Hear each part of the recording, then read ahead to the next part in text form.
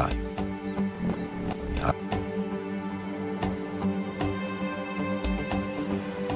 Above as well as under the water. Sperm whales, schools of mobular rays,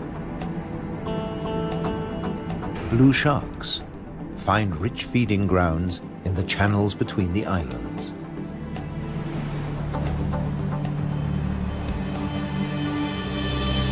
Nutrient-rich reefs draw in life.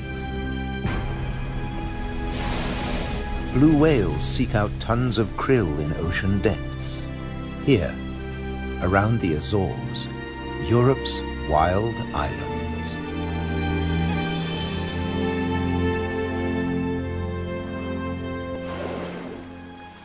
A family of false killer whales cruise the ocean on the lookout for prey. A blue shark patrols alone. Shoalfish confuse single predators. But when they meet false killer whales, the water boils. An individual false killer whale dives down with its prey.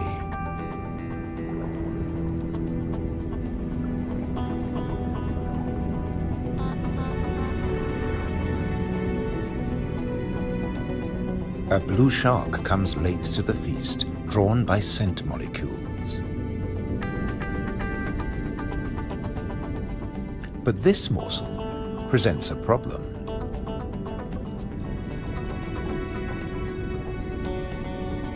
With jaws not made for chewing, it'll never swallow this tail fin.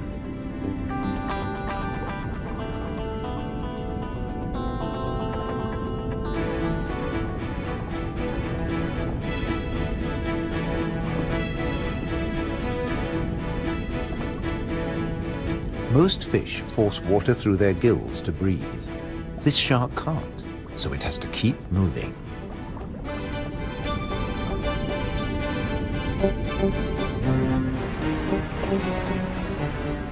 Near the surface, another blue shark is demolishing a tuna. This job its teeth can do: shake and take.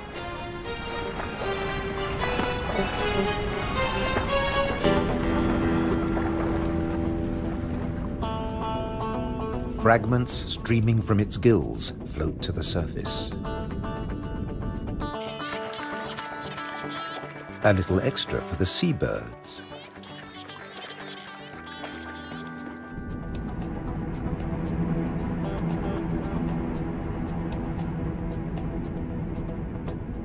Not all the remains go up.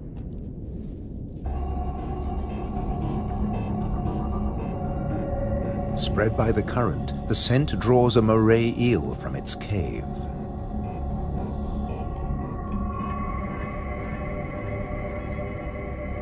Sea bream, triggerfish, and painted combers are on its tail.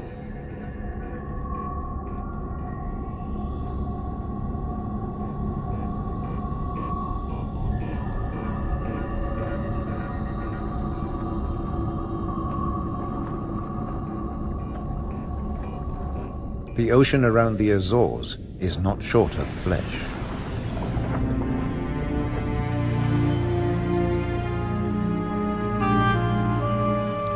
And yet above the water, the islands themselves have no large wild animals. When Portuguese sailors landed on the Azores in 1427, these first humans found no vertebrates at all, except birds and two small species of bat. The birds evolved over time. This variant of the grey wagtail lives only on the Azores.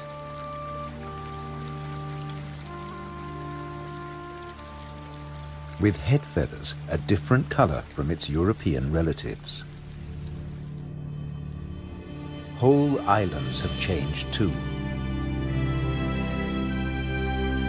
Santa Maria must have been much warmer once.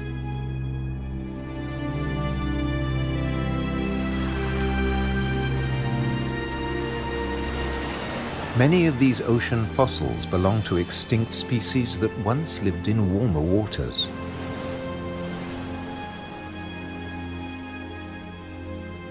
The water temperature may have fallen, but not the diversity of species.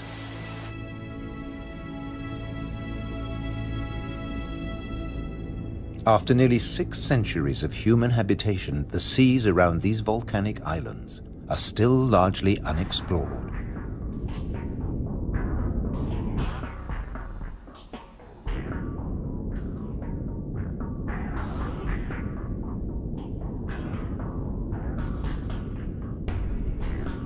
This is the world of the anglerfish.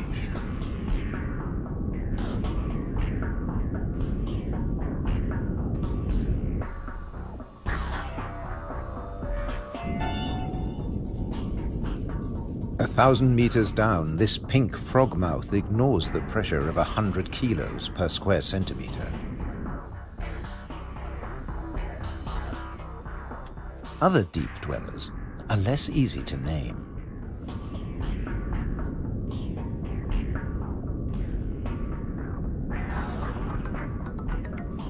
In the darkness, it's easy to underestimate your prey. It has to fit into your stomach.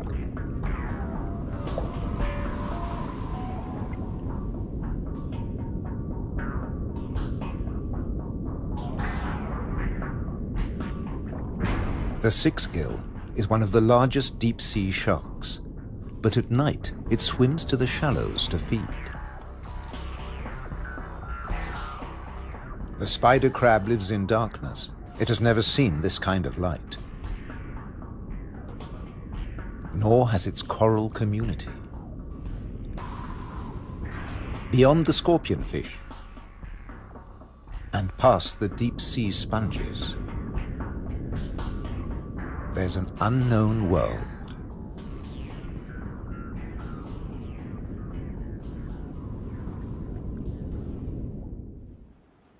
Imagine the Atlantic between Europe and America 8 million years ago.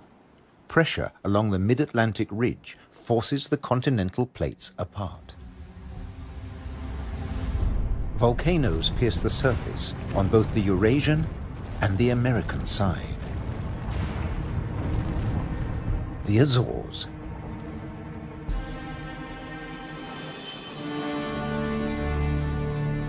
Most of the volcanoes are dormant.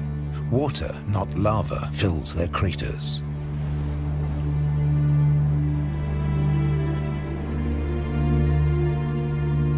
Sometimes only crater edges rear from the sea, worn down by the elements. Spawned by the sea, there too they will return. For now, it's craters that dominate the landscape. Gases still escape from fumaroles on some of the 1,700 volcanoes. Heat brings water almost to boiling point.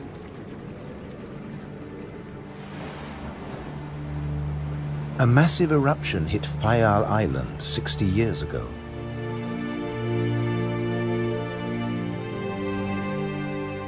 Humans couldn't live in this lunar landscape. Hundreds followed the sun to America. On the volcano's slopes, life had to begin again. Birds were pioneers on naked rock.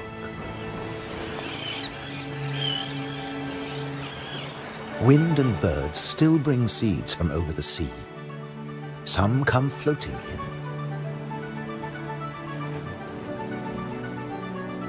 Humans brought the Hottentot fig, and plants create the first soil on bare rock.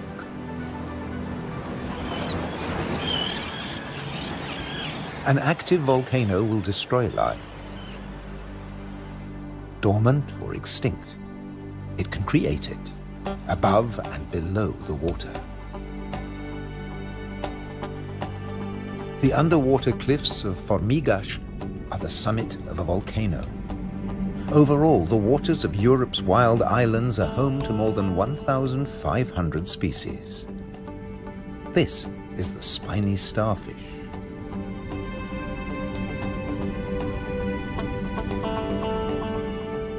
There are 530 fish species, like the damselfish, swarming along reef ledges.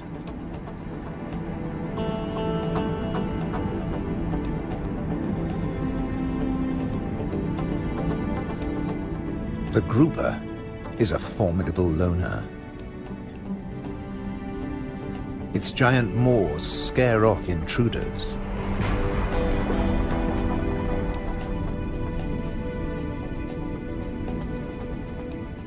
The barred hogfish is a lot prettier than its name.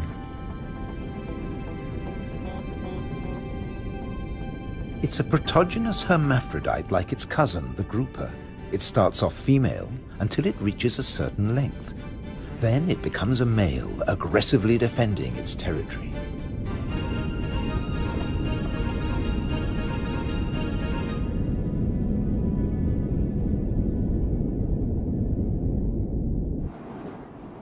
The archipelago's weather changes too, up to 4 seasons in a single day.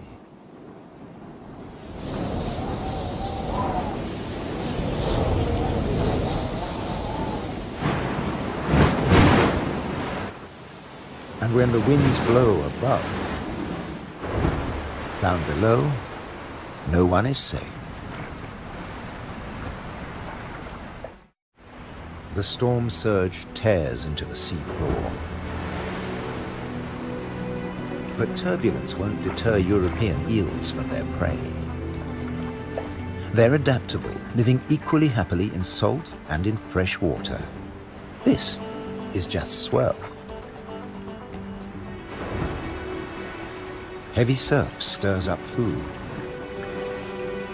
For some, that means come out and eat. For others, take cover. The powerful grouper hides in his rock grotto.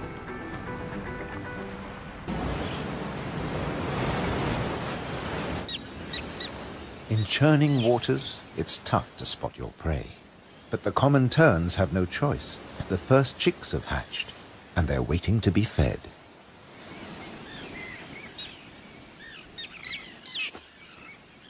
Elsewhere, adults are still brooding. The nest, a few pieces of dried grass, hardly visible. The parents sit in turn for 3 weeks. Their beak, both dagger and tweezers, is perfect for catching small fish.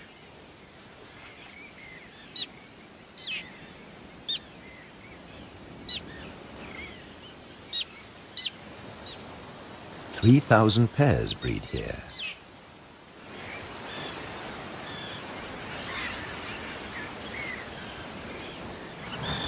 Typically, each couple lays 3 eggs.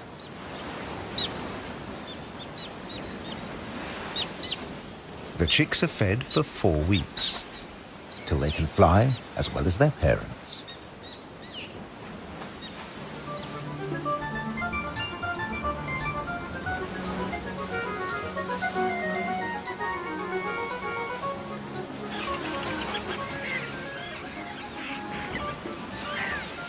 Then they're ready for takeoff on the long journey to South Africa.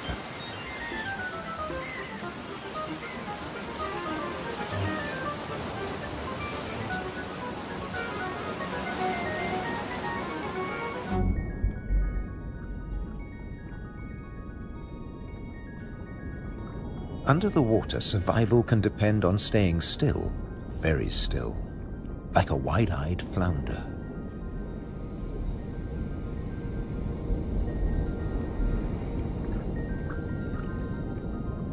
With his general-purpose military markings, the Guinean pufferfish doesn't mind being seen. The Atlantic lizardfish doesn't bother with disguises at all. It simply shimmies into the sand.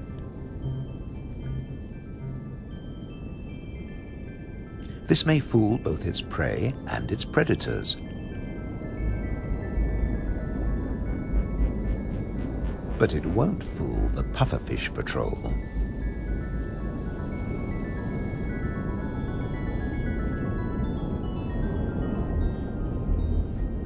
The shamefaced crab folds its pincers to protect its gills and digs itself in.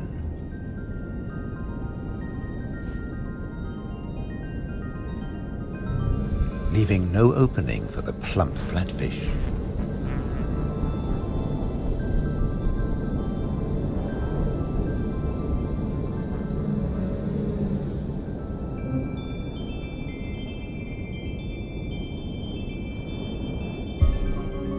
Bye. A starfish flees at top speed from a marauding snail.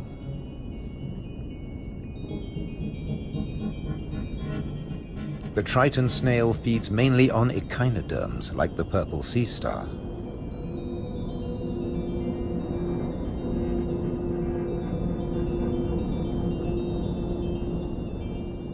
It's no big deal for an octopus.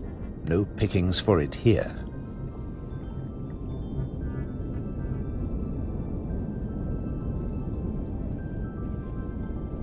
Sacrificing an arm, the starfish gets away.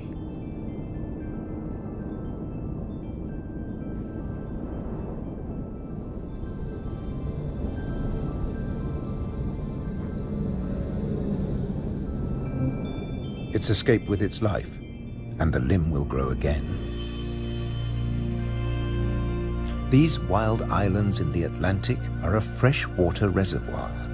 Vast amounts of seawater vaporize in the warm ocean air, and freed of salt, they unload onto the Atlantic islands.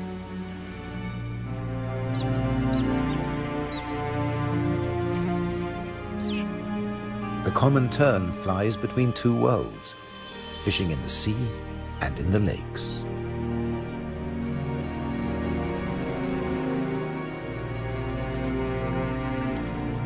Humans brought the freshwater fish to these islands. Water flows straight off the impervious lava rock.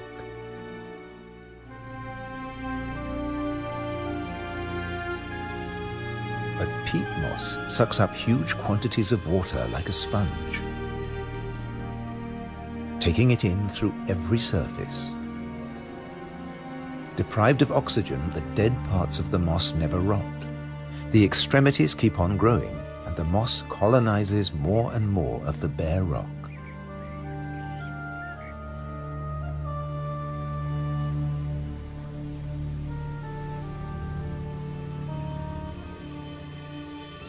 Just beneath, more than 270 caves pierce these wild islands, dark and cold.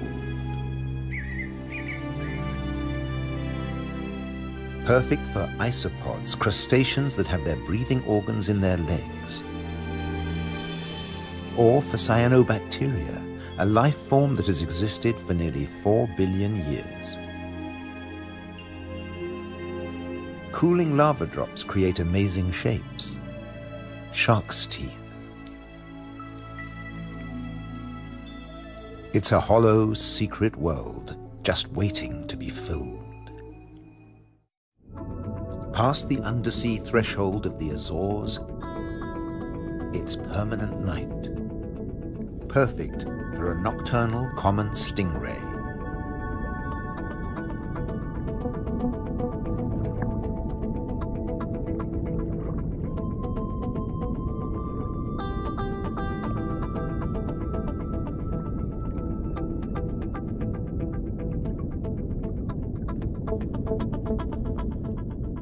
It's not alone here.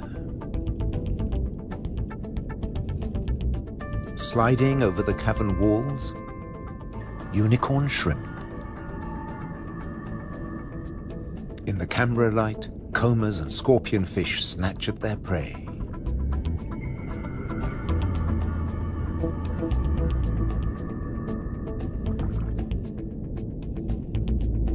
The brown moray eel is cleaning up on the cavern floor. The shrimps come up from deeper waters to spend the winter. For some, it's a short winter. The females packed with blue eggs are especially sought after.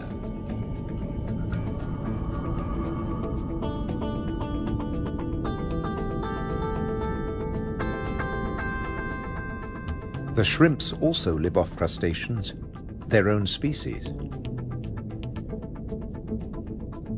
What's left of the moray eel's dinner?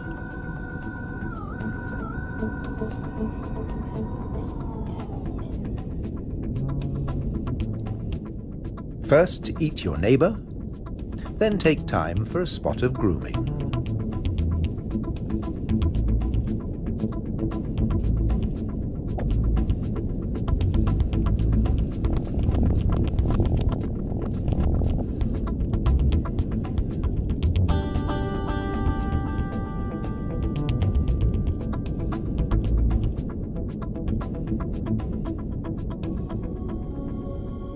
Nearby, on the rocks, an octopus with a human face reaches out.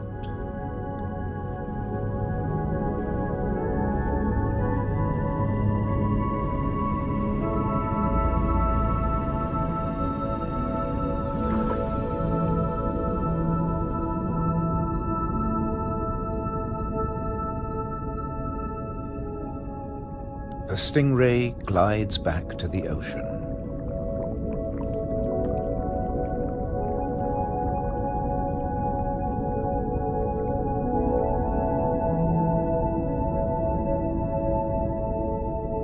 Passing the hundreds of bristleworms growing in front of the cavern.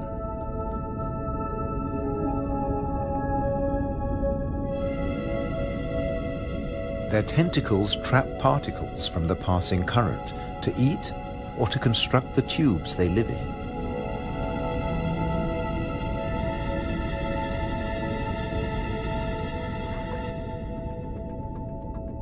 Deeper down is a mysterious place, a rare sight in the Azores, a garden of soft corals.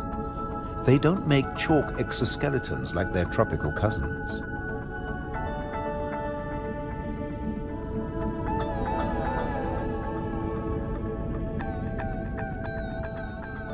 The currents carry plankton down to their home on sunken seamounts.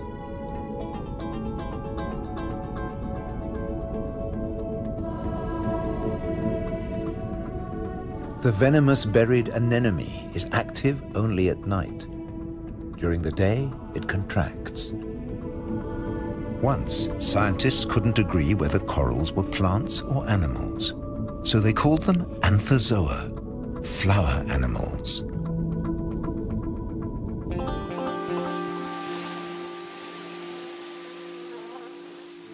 No doubt about these.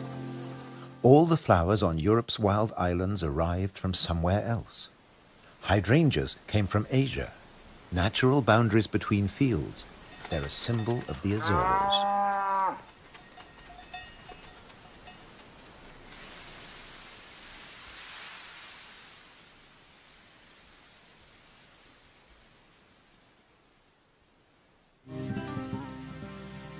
Hundreds of stone walls create hundreds of microclimates for the vines the settlers brought in the 15th century.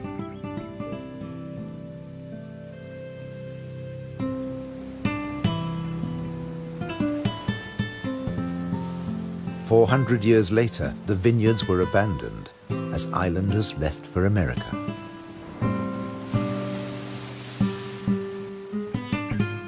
The stone walls became a playground for Madeira lizards. They were brought here by seafarers too. Azores wines are now fashionable again. Nearly 1,000 hectares, more than 2,000 acres of ancient vineyards on the island of Pico have been declared a World Heritage Site by UNESCO.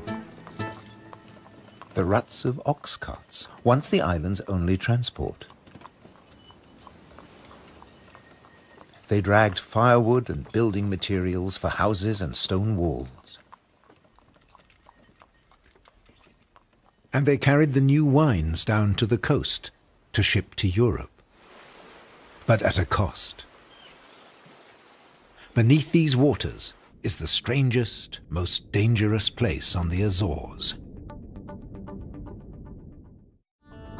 They call it the Anchor Graveyard. Scores of great iron anchors lying on the seabed. When an Atlantic storm hit, the only way to save your ship from the rocks was to cut the anchor rope fast and dash for the open sea. The iron left behind has become a rusting reef for a multitude of creatures. These anchors are coated by algae and tube worms.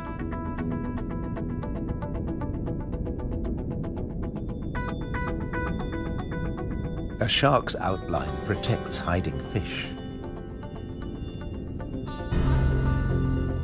The grim-looking sea robin feels its way. The 3 front spines of its pectoral fins have their own receptor cells for finding food. The Mediterranean moray's mouth is mournful, but it's miming the call of the sea robin's swim bladders. A common octopus discreetly searches for food. It will fit in anywhere.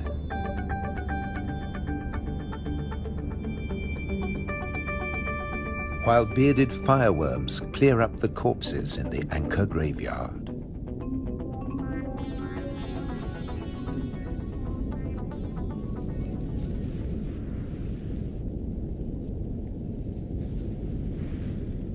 They are the mobile relatives of the immobile tube worms.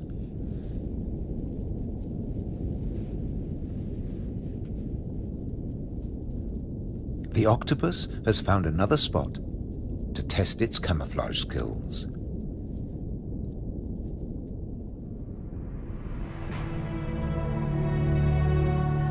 Above water too, human presence is everywhere, even in the craters.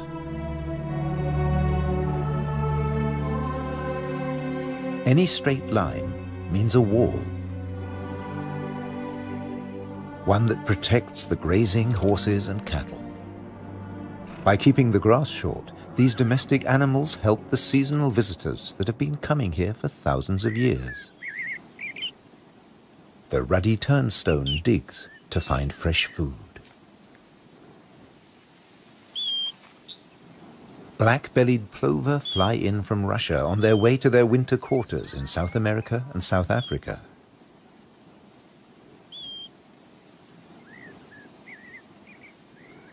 The ruddy turnstone drops in from the Arctic. The northern wheatear arrived from Canada via Greenland.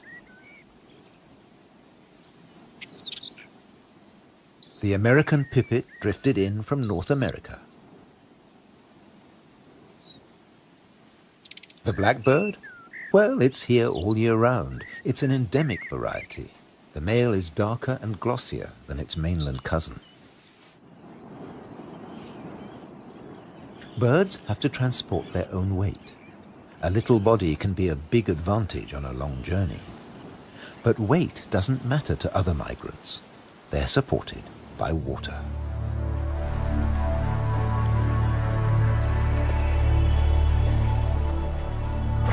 Humpback whales migrate between the Arctic and the tropics. They make a hunchback when they dive, hence the name.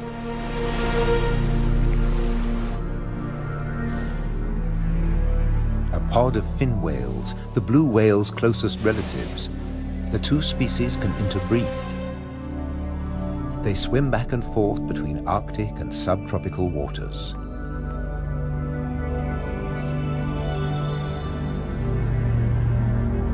Fin whales and blue whales have their blowhole in the center of their skulls. Sperm whales have theirs on the left.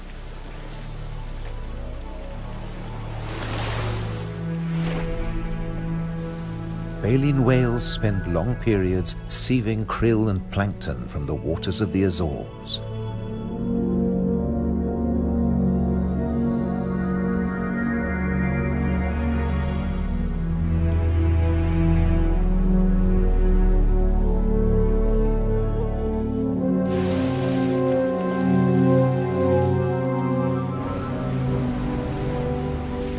They leave their excreta behind them.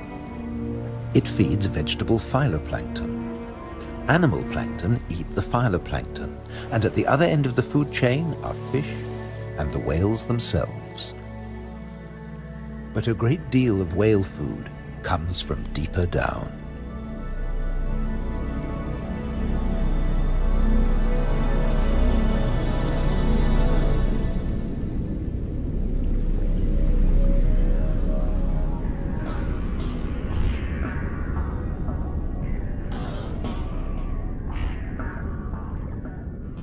Meanwhile, not all the creatures of the eternal darkness are permanently banished to the depths. Every night, countless organisms leave the realm of the bizarre anglerfish and rise into shallower waters. Colossal amounts of krill join them on the upward journey. A nightly vertical migration. Salps and bioluminescent comb jellies illuminate the greatest movement of biomass on Earth. All here to harvest the vegetable plankton, or get eaten themselves. This innocent-looking blob is anything but. A Portuguese man-o'-war is a colonial organism, a conglomeration of polyps serving different functions. One polyp is the sail. Innumerable other polyps repel invaders or catch booty with tentacles that stretch up to 30 meters. On the right, a salp has become ensnared. Venom from stinging cells kills the prey. The tentacles drag it to the mouth.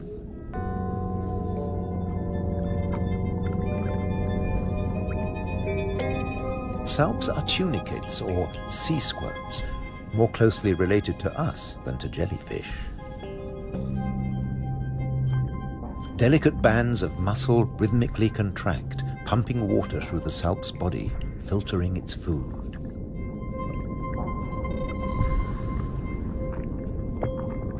Salps build into chains and can direct themselves through the water.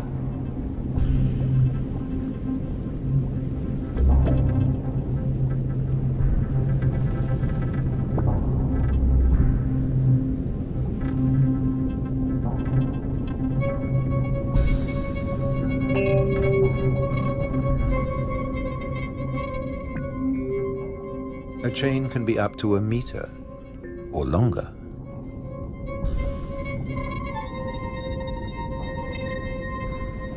Unlike salps, many jellyfish have venomous tentacles.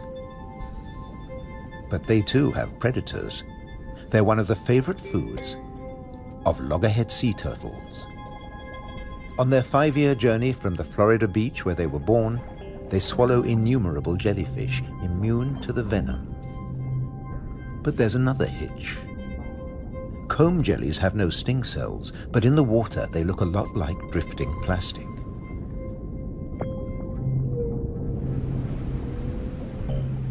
And that's the problem.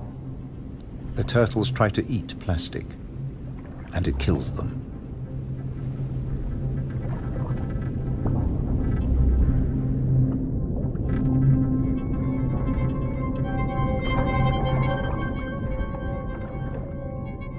This is a great jellyfish hunter. At up to 3 meters in length, the ocean sunfish particularly relishes the Portuguese man-o'-war. But that too catches other jellyfish.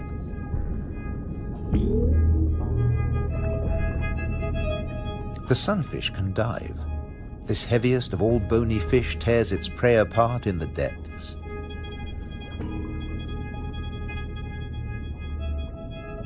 The man-o'-war must stay on the surface, but it's a most effective hunter.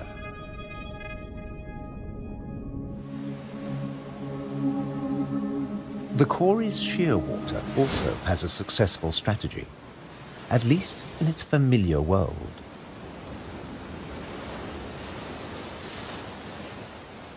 It deposits its eggs in niches high on the rocky cliffs.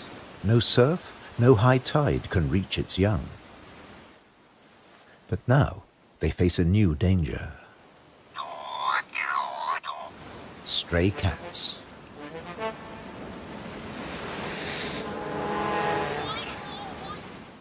The female shearwater laid a single egg in May. Pity there's only one. Looks like a bad strategy now. They can't adapt to an unwanted gift brought by humans.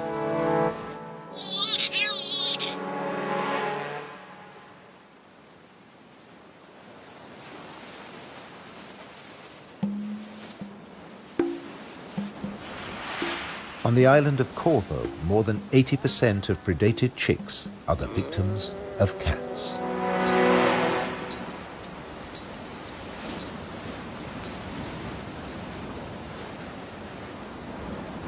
There's nothing the adult birds can do. They spend the whole day out over the sea.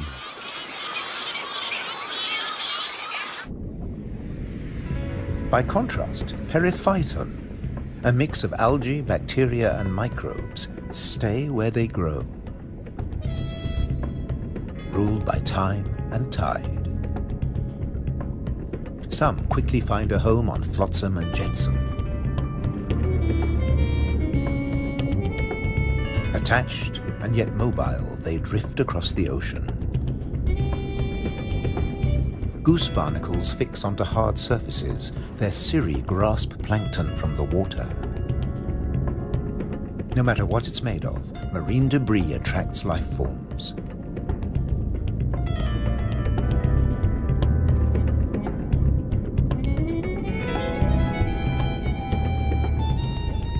One of the ocean's fastest swimmers likes to stay close to flotsam, the mahi-mahi.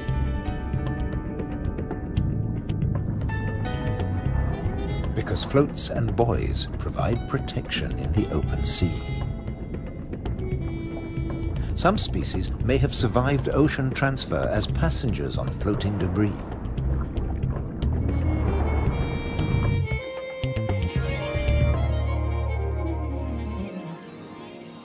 When shearwater breed, dusk brings a deafening chorus. Parent birds calling to their young as they return from the sea.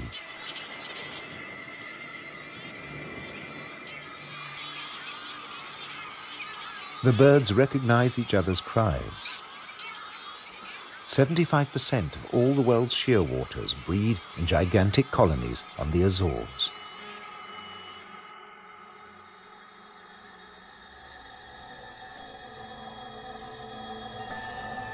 The name Madeira lizard says it all. This creature originated on a distant island. The Madeira wall lizard is very common on the Azores. It's one of the few reptiles found on these islands, and it's very fond of nectar. Invertebrates and vegetable matter complete its diet.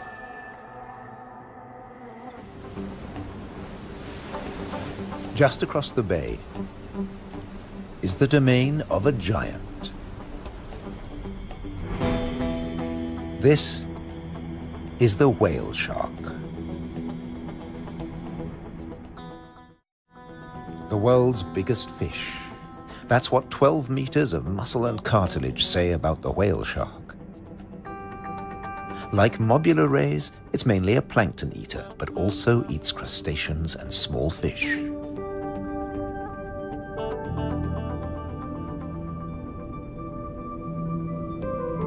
The rays' rolled fins on their foreheads direct the plankton into their mouths.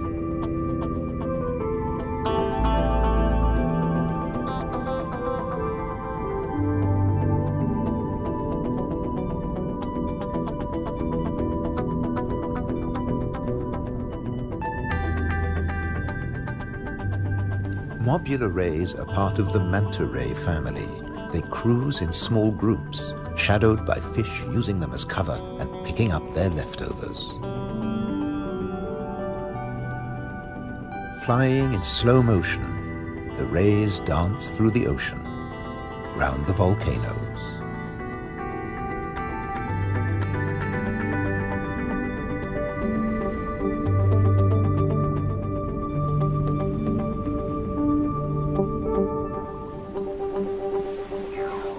High above, there's something stirring on the cliffside.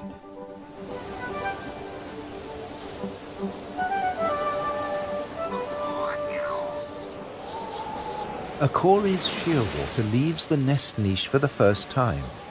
He doesn't know a thing about flying, but his parents have stopped feeding him. He has to learn to fly as fast as possible, or he'll never have a meal again.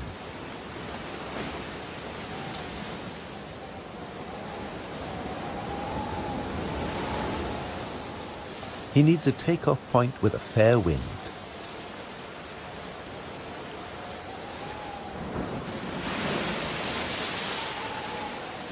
Even on the rocks, he looks unsteady.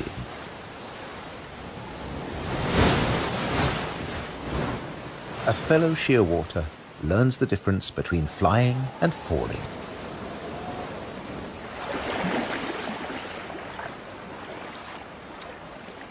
If you're already on the surface of the sea, there's nowhere further to fall. But getting aloft is even more difficult.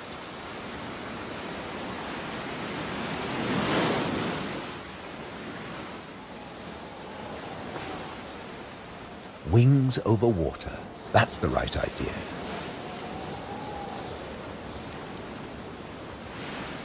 Taking off from the sea in a side wind? Tough even for the experienced.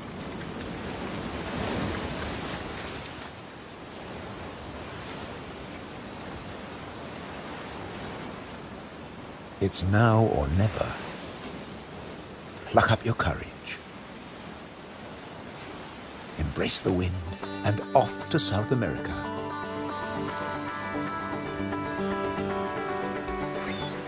On the Azores, you're either coming or going. In December, with the shearwaters long gone, male sperm whales are returning from their feeding grounds in the Arctic waters. They meet males who were too young to make the journey and mothers with their young calves born while they were away.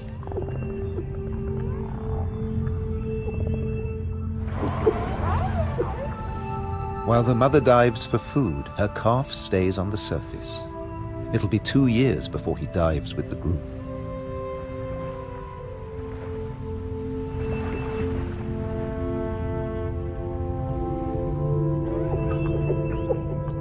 The whales will seek giant squid at a depth of 1,000 meters. At 18 meters and weighing in at 50 tons, sperm whales are the world's biggest toothed whales.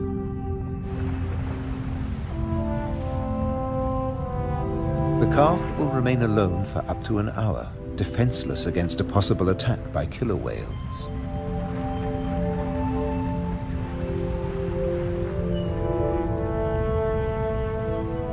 Finally, the group return from the deep.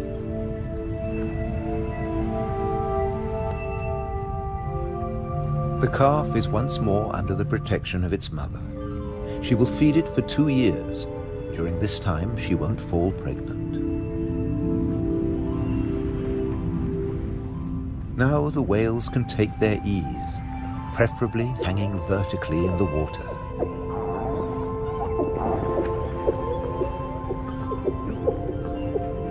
Someday the calf will join the long migration to the Arctic, before returning to Europe's wild islands, the Azores.